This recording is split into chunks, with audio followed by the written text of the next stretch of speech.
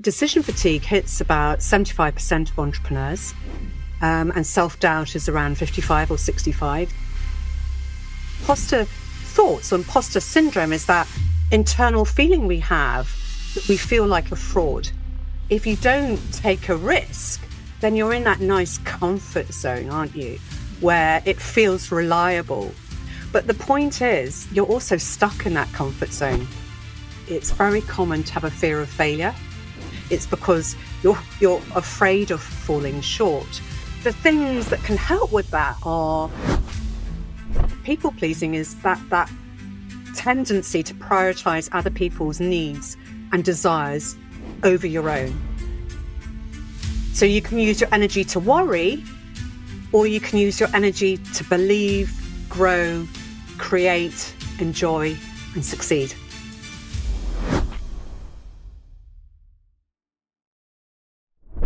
Hi, Katherine. Welcome to the show today. Let's start just by, I suppose, learning a little bit about you and what your why is. So tell me about you.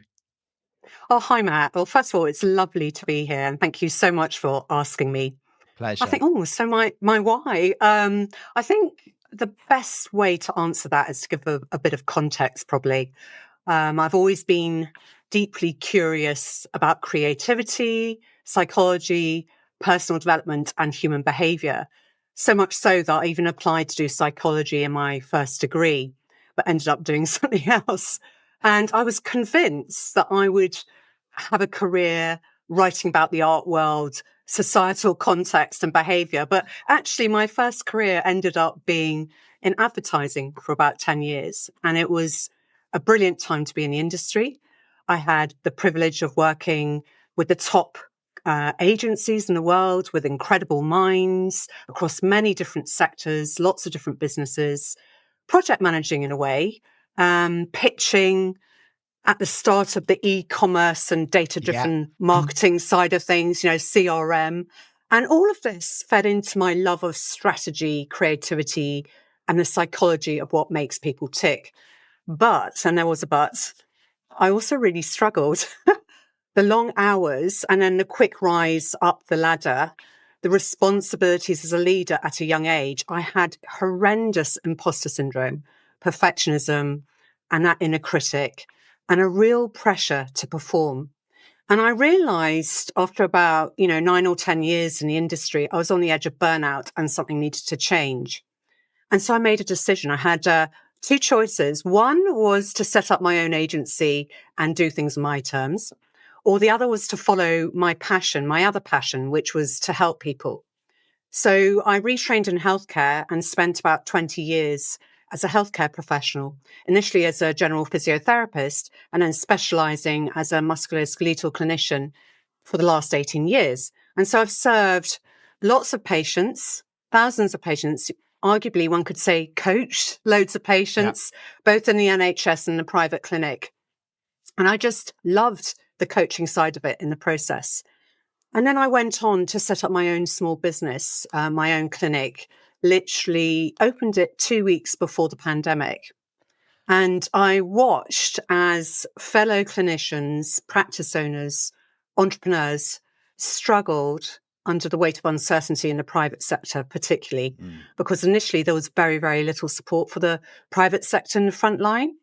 And so it was a bit of an instinctive thing. I set up a free supportive network with content, with talks, with coaching, with mentoring, with external speakers.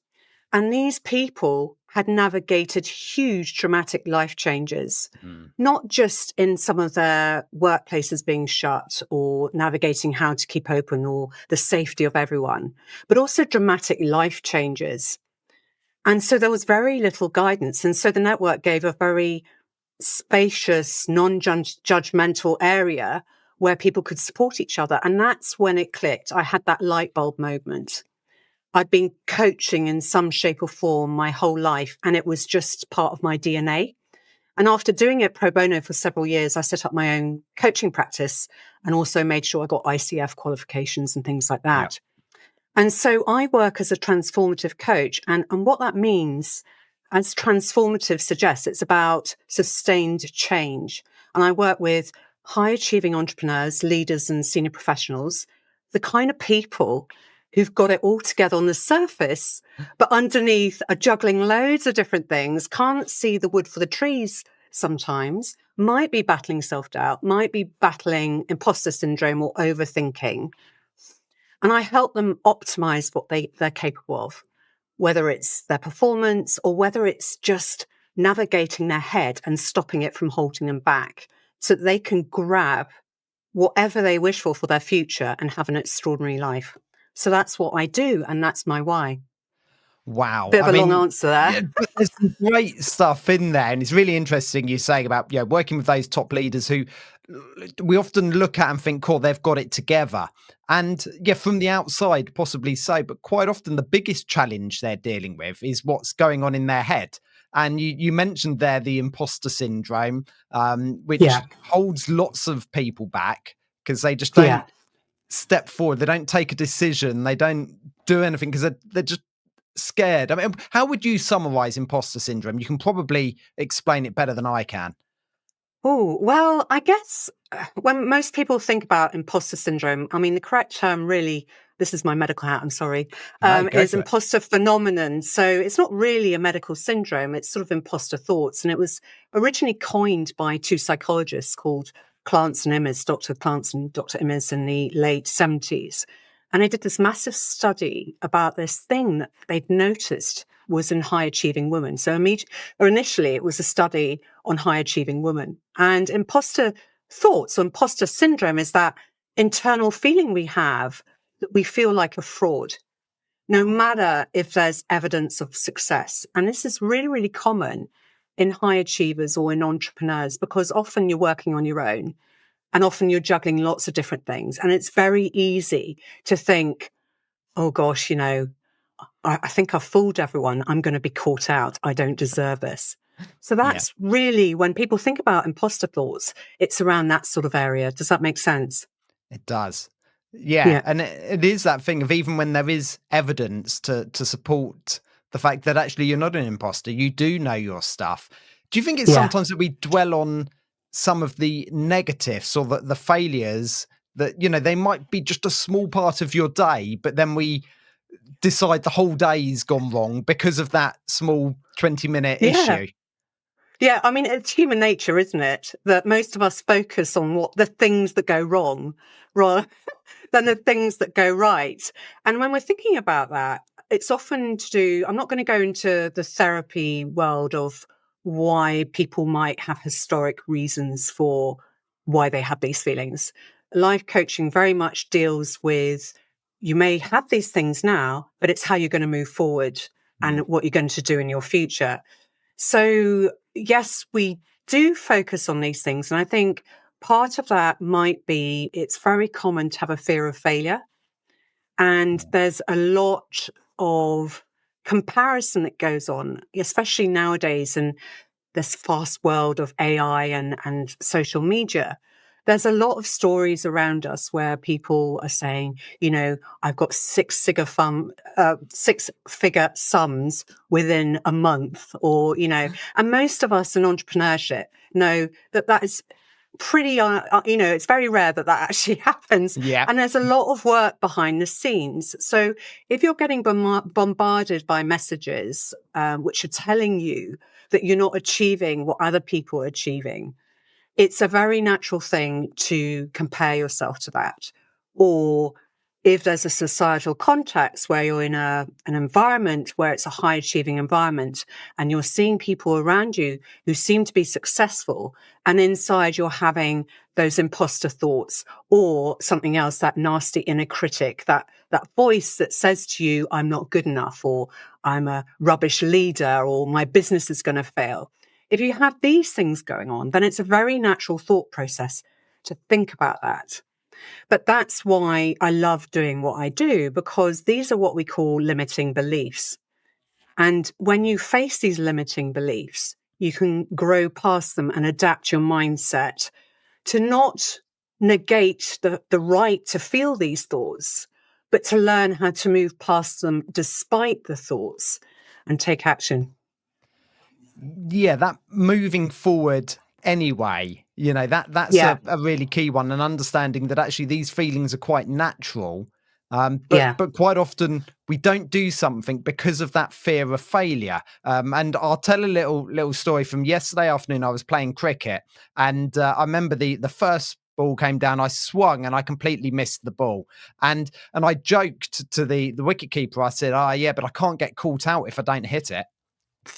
And Yeah. you know, in theory, I'm right there, but that's sort of what we get caught up in, from the fact of I can't fail if I don't actually try and do it. So it ends up holding us back. Yeah, there is that element of, fear avoidance. I'm not going to do something because I don't want to put myself out there.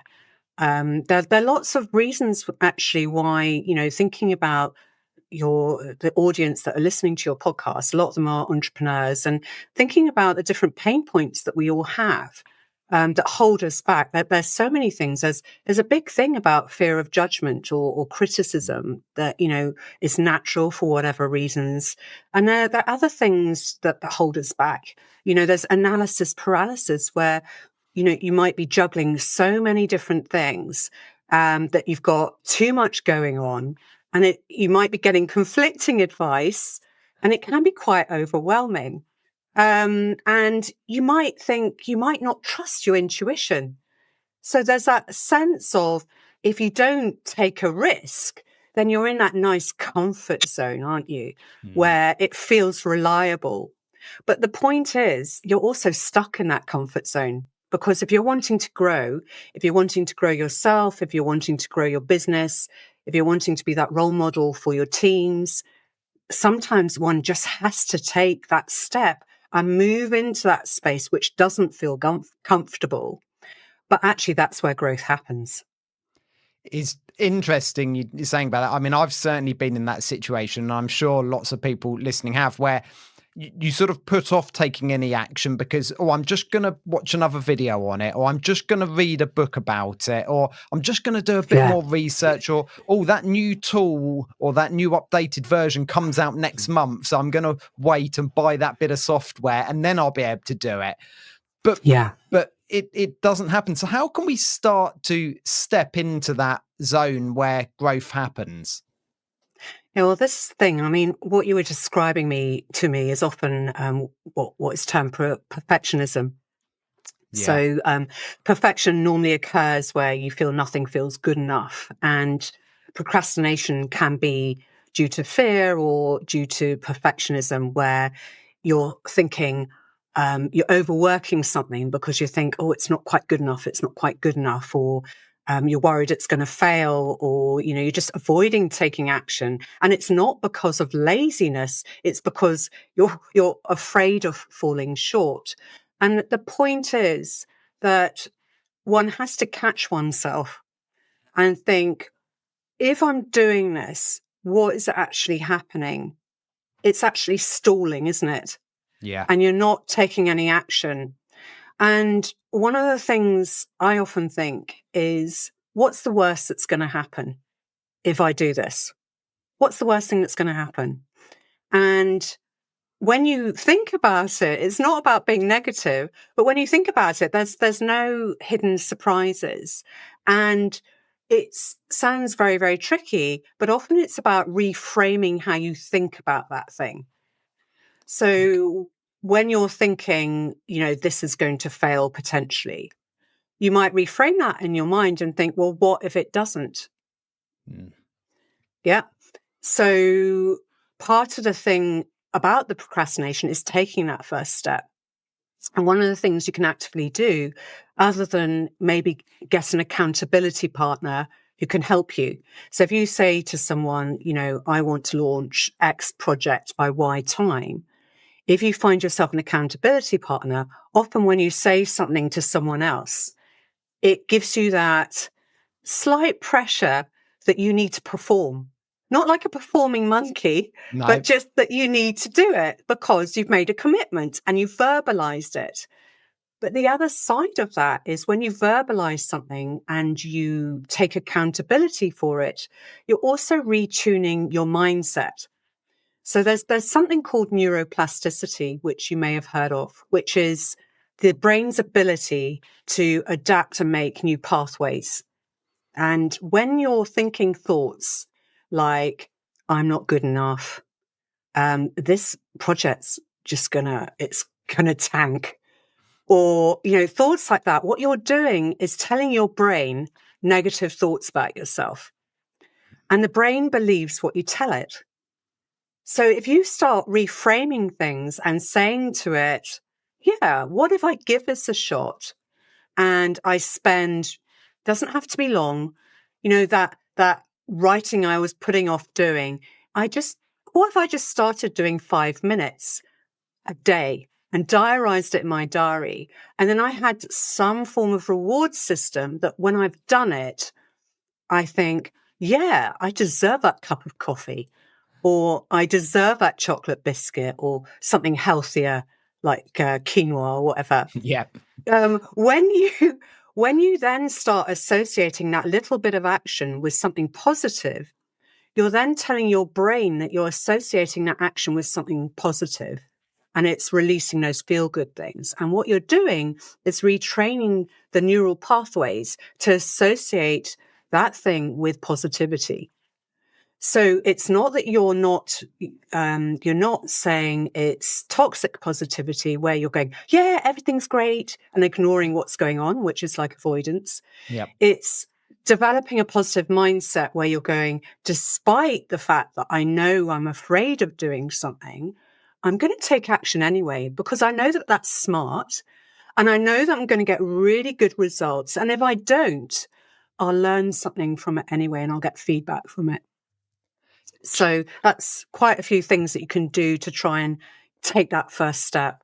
So you can diarize, you can reframe it, you can schedule it. So you just start off with 5 minutes, and just doing 5 minutes, you'll find, oh, next time I do 5 minutes, next day, oh, that's really easier. And then before you know it, you might be spending longer on that thing. And as you see yourself spending more time on doing things, your productivity will increase. And then that leads into better self-esteem, because you're like, oh, I'm actually doing something now. And you're seeing that to-do list going down. So it all sort of loops together. Does that make sense? It does. Do you think we need to celebrate those small wins much more then? Because quite often, Yeah. and I've been very guilty of it, not just with small wins, even slightly larger wins of like, Yeah. cool, okay, that's done. Right, on to the next thing. So Yeah. that's done very quickly. But like we mentioned earlier, the negatives, when something goes wrong, will dwell on it for hours. So they're the signals that Exactly. I'm sending to my brain, and I need to reframe that and Yeah. celebrate the wins. Absolutely. Because as I said, what you're telling your brain, it's believing, and it's it's making you take subconscious actions that support whatever you're believing. So, if you want success, you need to start retraining the brain and think of it as a muscle. And, I've had clients where they've had a lot of self-doubt about launching their business. I've had clients who've been working on projects and needed to work back to get it done on time. I've had clients who hate picking up the phone to potential new clients. It just really, really feeds into that inner critic and imposter syndrome. So if you start telling yourself, I can't do something, and replace it with, I can, what if I give it a try? What's the worst thing that can happen? May as well. And start telling yourself, almost like affirmations. Have you discussed affirmations before on here? Slightly, yeah, a Yeah. little bit. Yeah. Yeah, give me some context with that, though. Yeah. So when I was younger and, I would hear about affirmations or meditations, I think, oh my goodness, this is just fluffy bunny stuff. No disrespect to fluffy bunnies. But actually it's based on science. So as I said, when you tell yourself something, your brain believes it. So when you've got that inner critic, on one shoulder shouting in your ear, you're never going to be good enough, you're going to look at it from the other side and say, where's the evidence for that? Yeah. Where's the evidence? So whenever you get those negative thoughts, either imposter thoughts or the inner critic piping up, take a pause, acknowledge it gently, and go, where's the evidence for it? So that's the first thing. And that helps give perspective. The other thing is when you're focusing on these positive statements, like turning I can't to I can, those positive statements are known as affirmations. So sometimes I'll say to people, I've also had people who have had imposter syndrome about leading teams. Maybe they've been promoted too young. I know I certainly suffered from that when I was younger. And one of the things you can do is you can just write up some statements on a post-it note, slap it on your mirror when you're brushing your teeth, or pin it around your screen. You know, different statements that fit in the context of what your inner voice is telling you, but reframing it to a positive statement. And those are affirmations. So they're feeding into that brain's positive feedback loop. So I am a great leader. I am going to launch on time. I'm not going to be a failure. I'm a wonderful person. I'm an interesting person. You know, I'm a confident speaker. All those things are affirmations that retrain the brain. And it's not nonsense. It is actually based on science and it does work. But like everything, it's not going to be boom overnight. It's going to work. It's going to be one of those things that you're going to have to practice regularly for it to have any effect.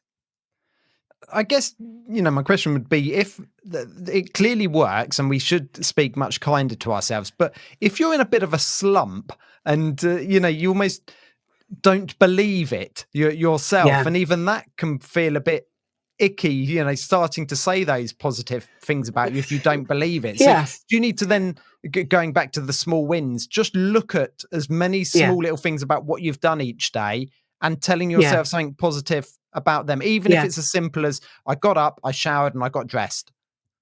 Brilliant. Nails it. So, a lot of people, particularly who are out of work at the moment, they might be finding it hard to get up in the morning. So for them, it might be a huge deal to get out of bed and have a shower. And that's a big win.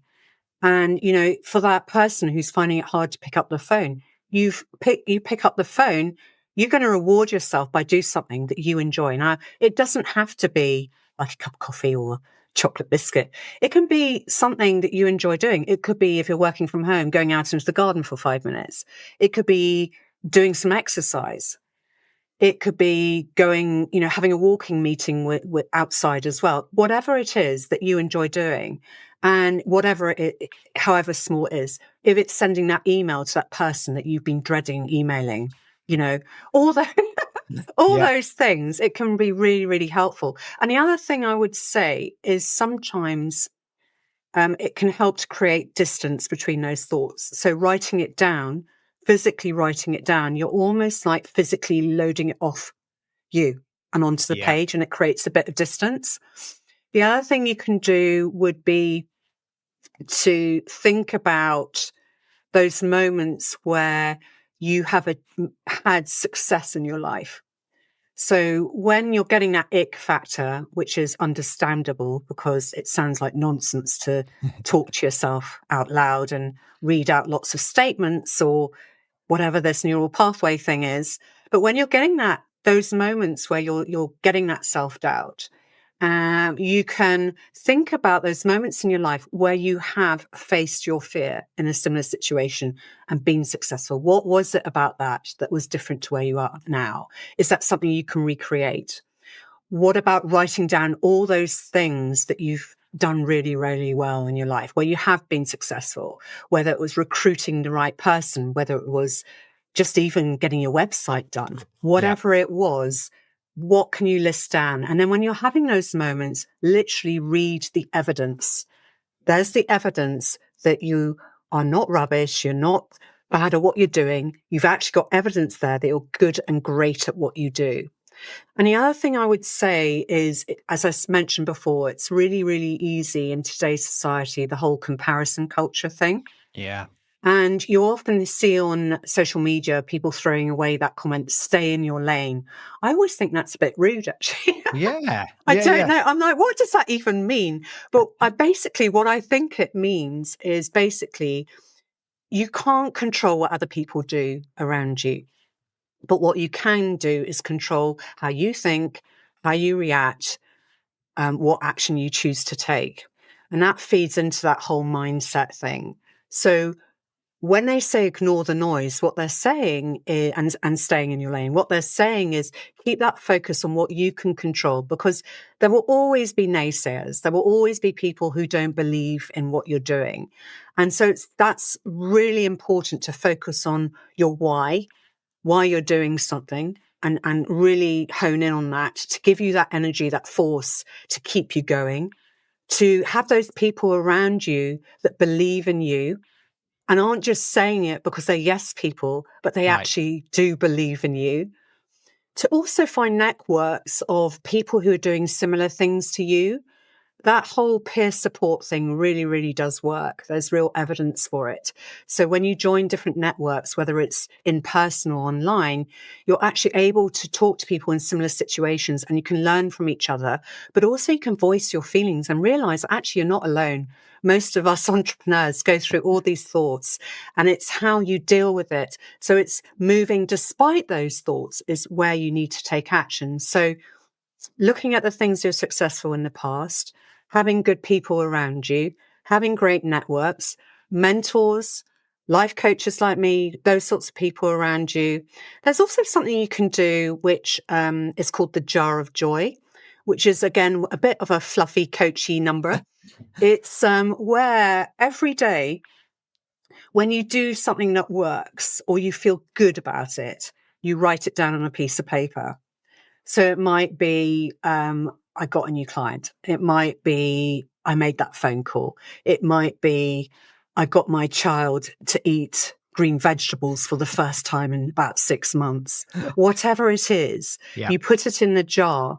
And then when you're having those moments where you're like, oh, just useless or whatever, you need to break that negative wiring going on in your brain. You get that jar, you sit down and you go through all those wonderful jars of joy moments of proof that you are actually doing more than you think you are and you're making more progress than you think you're making.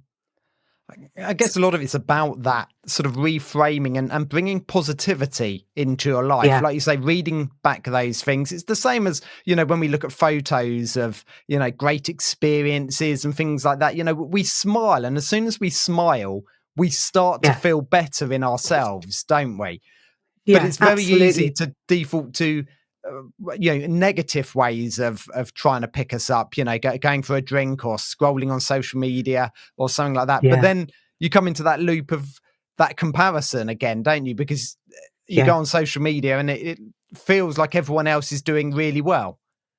Yeah. And I think it's also important to recognize that it's a natural feeling to feel like that. There's nothing wrong Mm, with thinking, oh, they're doing really well.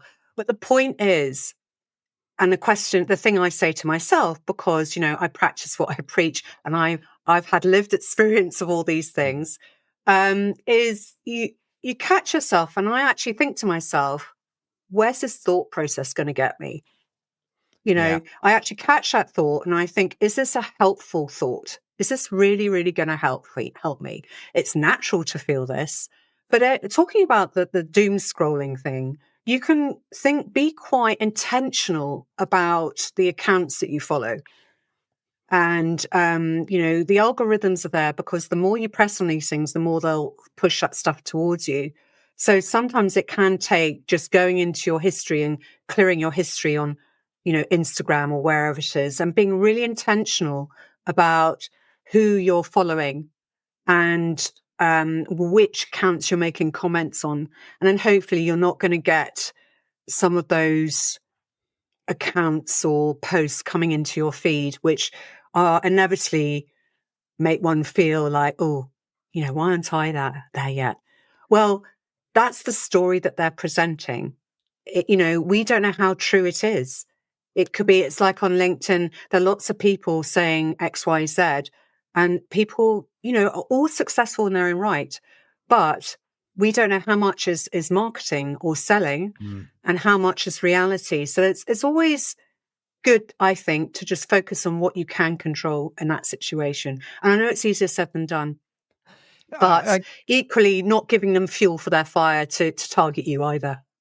No, I guess, firstly, I will say, when I look at someone and they're promoting that they're doing really well, equally, that's fine, but I'm not saying you should be tearing other people down, because that doesn't make you any better at all. But it's just understanding you don't know the full story behind Yeah. how they got Yeah. there, or how that they're currently feeling, or what they've gone through, because we've all gone through different stages of success and failure and things like that. So it's understanding your own journey, I guess, and making sure you're not sabotaging it. And it was really Yeah. interesting what you were saying about the content that we consume, because I quite often say that actually we talk a lot about diet as in the food we consume in our body, and you have a healthy diet. Well, it's the same on social media, the content we consume. You can Yeah. consume healthy content, but equally some quite damaging content that isn't actually going to benefit you.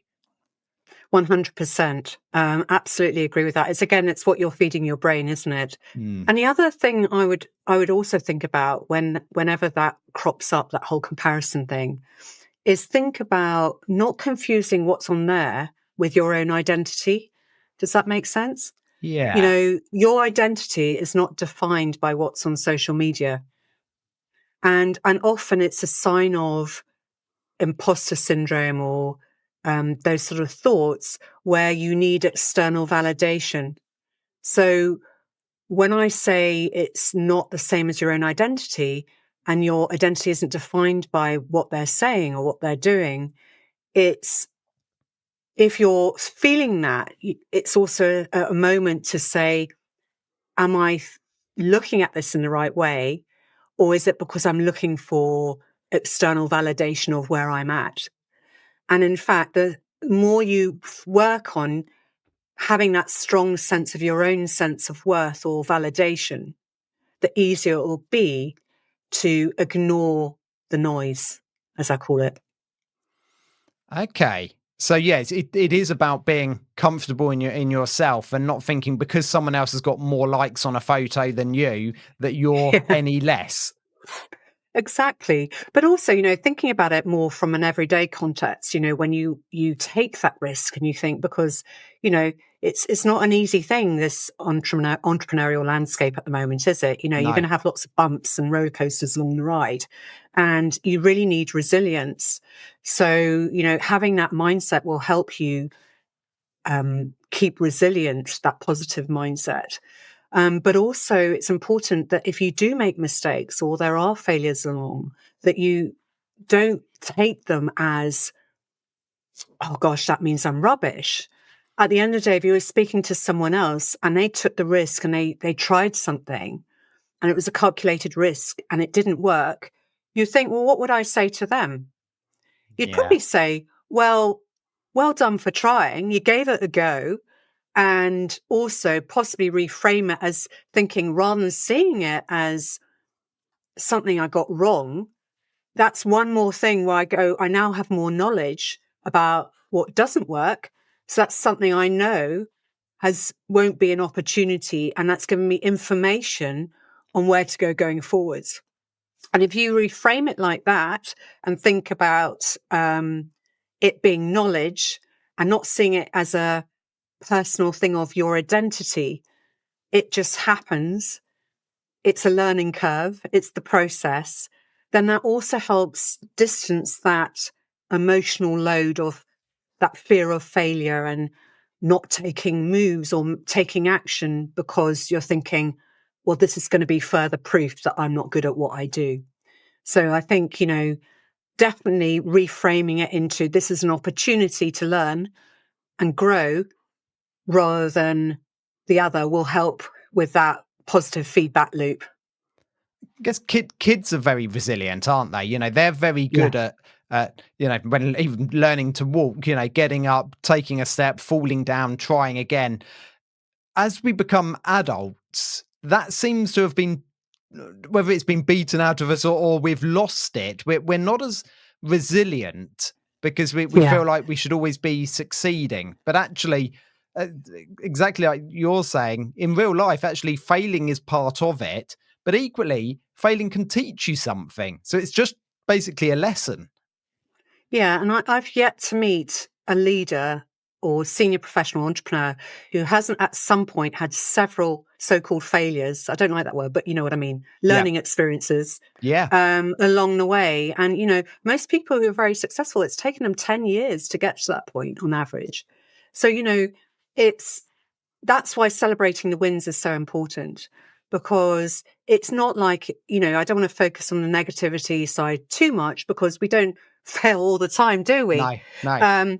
But it's important to understand that if it does happen and you've got other things going on in your life which are draining your natural resilience, that you can fall back on certain tools to help you move forward irrespective of these things. And Mm. the other thing that can block people from making decisions is having unclear vision or goals, or having resistance to change, or people pleasing. Now, that's a biggie, because, you know, depending on societal context, depending on your own experiences, that can often be a big one, because especially if one's a solopreneur, because you're like, oh yeah, I've just got to say yes to everybody because I want the business. Yeah. But that road leads to burnout. So, Yeah. you know, you know, basically people pleasing is that tendency to prioritize other people's needs and desires over your own, Mm. often at the expense of your own well-being. So it's important, I think, to keep things in perspective sometimes. And that's why that reward thing works. Because if your win could be going for a walk, that gives you a break. That gives your brain the opportunity to subconsciously problem solve and be more productive and creative when you get back. So being at the grind all the time is actually not very productive to people please others. So it's also about learning how to set boundaries is part of the process as well. To be able to say no, which doesn't sit comfortably sometimes, but actually when you think about it and reframe it to think, well, what's the result if I say yes when I'm juggling everything else?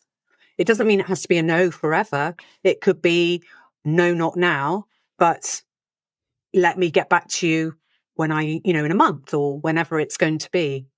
So all of those things can fit into that. And in terms of boundary setting in the coaching remit, it's about also identifying your core values and exercises to build your self-worth. And as I said, giving yourself that permission to say no. I guess for every yes that we say, we're also saying no to something else, because actually there is a Yeah. limited amount of time, that we've Yeah. each got during a day. So it's understanding where your priorities are. And exactly like you were talking earlier about that sort of, the project is so big, we're not quite sure what to do. And then we end up not doing the important bit, but saying yes to everyone else who's asked us to do something because we're trying to people Yeah. please. And actually that's where entrepreneurs, it does, you end up with burnout eventually, Yeah. because there's just too much going on in your head. Exactly. And there's also something called decision fatigue.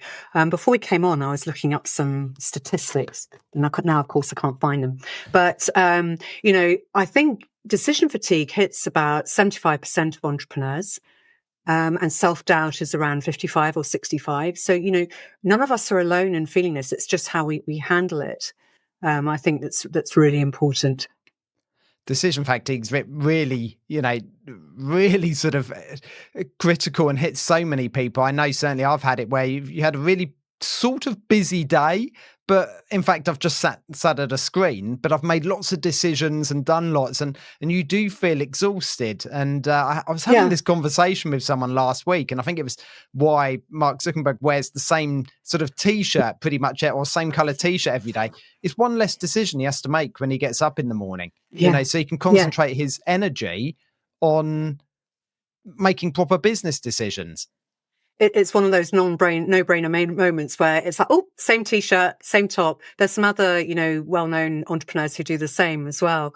But yeah, decision fatigue is very, very common. And, all of us we've got so many decisions to make every day, and juggle lots of different projects. So it can be quite overwhelming. And the issue with that is, as you sort of mentioned, it's not, you might be sitting at your desk, not actually getting on with what needs to be prioritized and maybe focusing on the things that feel easier because one's overwhelmed with all of that. And so, the things that can help with that are decision batching, where have you heard of the Eisenhower matrix, that approach Yes. where you block different projects into priority? That can help.